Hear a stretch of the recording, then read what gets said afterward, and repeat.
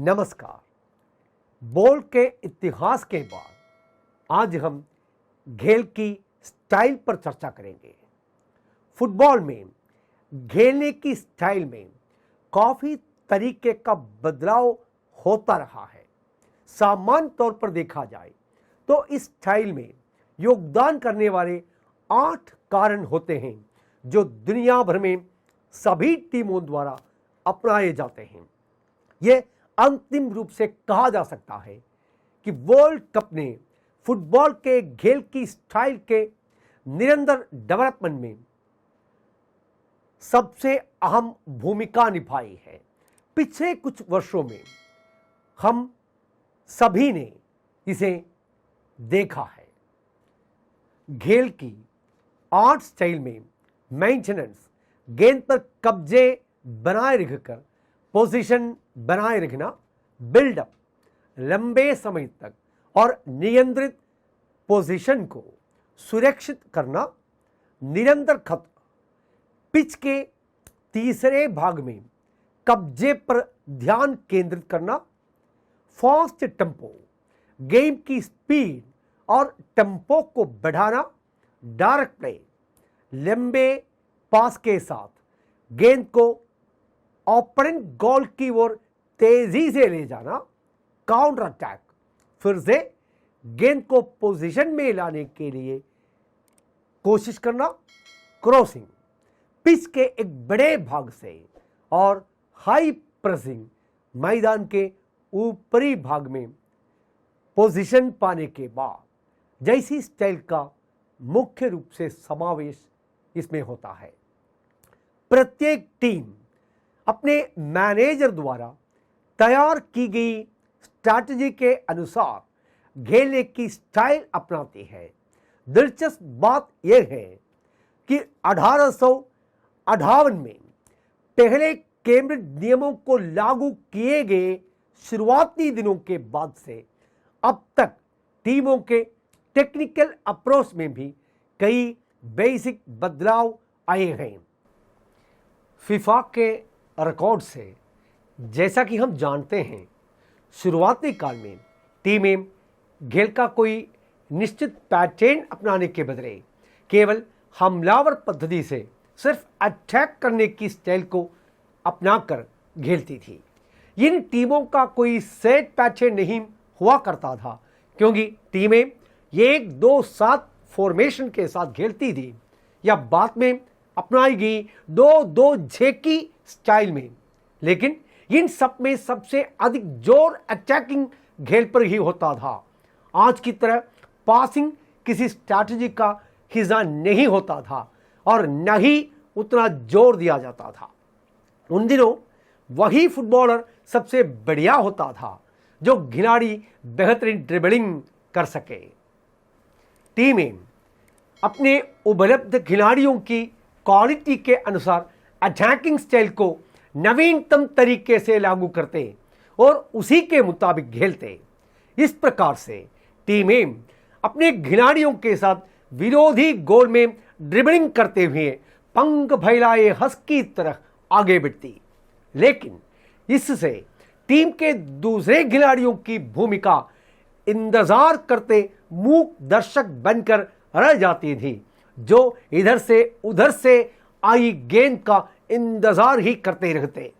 वही शैली अगले कई डेकेड्स तक बनी रही, जब तक कि हंगरी की टीम क्रांतिकारी और रणनीतिक स्टाइल को लेकर नहीं आई। इस स्टाइल के सहारे वे विश्व भर में फुटबॉल पर दबदबा बनाए रखने में सफल रहे थे। वैसे तो सबूत बताते हैं कि इस हंगेरियन स्टाइल के उभरने से पहले, बहुत पहले, एफए कप में कई बार इंग्लैंड क्लबों ने भी 2-3-5 से 3-2-5 और 3-3-4 की रणनीति अपनाई थी। हंगेरियन खिलाड़ियों ने कंट्रोल बनाने के बाद अपनी स्टाइल के सहारे डीप मिडफील्डर को सेंट्रल डिफेंडर के साथ मिलकर एक ऐसा कॉम्बिनेशन बनाया जिसके सहारे वे प्रतिद्वंदियों को दूर रखने में कामयाब हो जाते थे। खेल के इस पैटर्न ने टीम अपने 2 अन्य डिफेंडर्स को दो कॉर्नर्स में अटैकिंग पुलबैक पोजीशन पर हमला करने में मदद की। इसका फायदा यह होता था कि हंगरी टीम के 4 फॉरवर्ड लगातार आगे बढ़कर जगह बनाते रहते थे, जिससे सही तरीके से गोल बना सकने वाले मूव को दिशा दी जा सकते थे। इस रणनीति के सहारे दबदबा बनाने वाली हंगरी के वर्चस्व का एक सबसे बेहतरीन उदाहरण 1953 में वेम्बली में इंग्लैंड पर दर्ज की गई 6-3 शानदार जीत थी। वैसे इतनी अच्छी स्थिति के बावजूद हंगरी के लिए यह दुखद ही कहा जाएगा कि वो अपने स्टार फॉरवर्ड फेरेंच पुस्कास के होते हुए भी एवं कई टाइटल्स पर कब्जा करने के बावजूद 1954 के दौरान बर्न में हुए वर्ल्ड कप को जीतने में असफल रहा। उधर ब्राजीलियन टीम 1958 और 1970 के बीच फुटबॉल का शिखर 2 बार छूने के बाद तीसरी मर्तबा नहीं डबडबाई और 3 बार वर्ल्ड कप जीतने वाला वो पहला देश बन गया। इस दक्षिण अमेरिकी देश की सफलता में उसकी शानदार 4 डिफेंडरों की बैकलाइन के साथ खेलने की रणनीति पूरी तरह से सफल रही। इसके तहत यह चैंपियन टीम 2 सेंट्रल डिफेंडर और 2 फुल बैक के साथ अटैक करती रही। ये दोनों फुल बैक उतनी ही मुस्तैदी से दोनों मिडफील्डरों को मददगार बनते थे। इस रणनीति के तहत ब्राजील को एक मजबूत डिफेंडिंग दीवार मिली, जिससे महान पेले सहित उसके दूसरे स्ट्राइकर विपक्ष पर लगातार कहर ढाते रहे। ब्राजील के इस सामरिक प्रभुत्व को दुनिया भर में अंततः नीदरलैंड ने तोड़ा। उसने फुटबॉल के खेल के इतिहास में सबसे महत्वपूर्ण और प्रभावशाली टेक्निकल स्टाइल को डेवलप किया। 1970 के दशक की शुरुआत में डचों ने अपने तेज तर्रार फॉरवर्ड योन क्रिस्प के नेतृत्व में एक नई शैली तैयार की, जिसे दुनिया भर में टोटल फुटबॉल के रूप में यह जाना माना लगा। इस स्टाइल के तहत टीम के सभी खिलाड़ी निरंतर गतिमान रहते थे और आपस में लगातार पोजीशन भी बदलते रहते थे, जिससे पहली बार फुटबॉल को इतनी सुगम फ्लो मिला और इससे गेम काफी तेज भी हुआ। फुटबॉल के इस खेल की तकनीक की भी जानकारी रखने वाला यह आसानी से जान सकता था कि डच खिलाड़ियों का मैदान पर इस तरह का प्रभुत्व था कि वे मनचाहे तरीके से मैदान में मूवमेंट करते थे।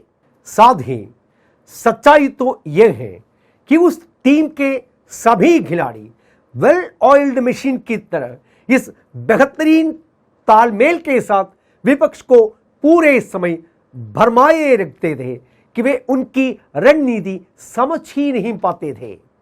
वे सही गैप रखकर जब चाहे गोल कर सकते थे। यह दुर्भाग्य ही रहा कि 1950 के दशक की यह जादुई जानने वाली डच टीम इतना कंट्रोल होने के बावजूद बैक टू बैक 1974 और 1978 के वर्ल्ड कप फाइनल में जीत के इतने करीब पहुंचने पर भी हार गई।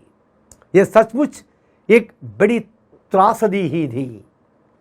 आगे चलकर डच की इस टोटल फुटबॉल के खिलाफ डिफेंस की एक लाजवाब जवाबी रणनीति प्रसिद्ध सेंटेनियो ने विकसित करके दिया, जिसे डोरबोल्ट नाम दिया। यह एक ऐसी अत्यधिक डिफेंस की रणनीति थी जिसका उपयोग 1980 के दशक में डच अटैक हमले का माकूल उत्तर देने के लिए सबसे अधिक सफलतापूर्वक किया गया। वैसे तो इसे पहली बार 1960 के दशक में इटली ने अपनाया था, लेकिन इसमें एक्सपर्टाइज हासिल हुई 2 दशक बाद, जिसके सहारे कई महान इटालियन टीमों ने अपना प्रभुत्व बना दिया। इसी स्टाइल और रणनीति के सहारे 1982 में इटली ने 1938 में दूसरी बार वर्ल्ड कप चैंपियन बनने के पूरे 44 साल बाद एक बार फिर से विश्व खिताब अर्जित किया। वैसे दूसरा वर्ल्ड कप जीतने वाले इटालियंस फीफा के इस सबसे प्रमुख आयोजन में इस साल कतर में नदारद होंगे।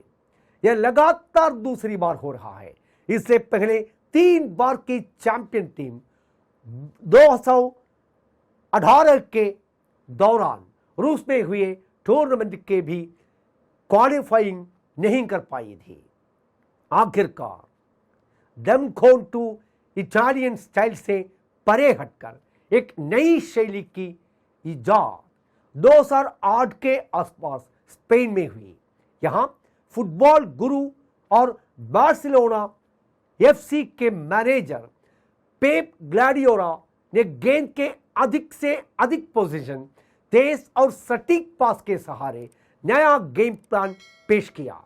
उसकी इस नई स्टाइल को काफी सराहा गया।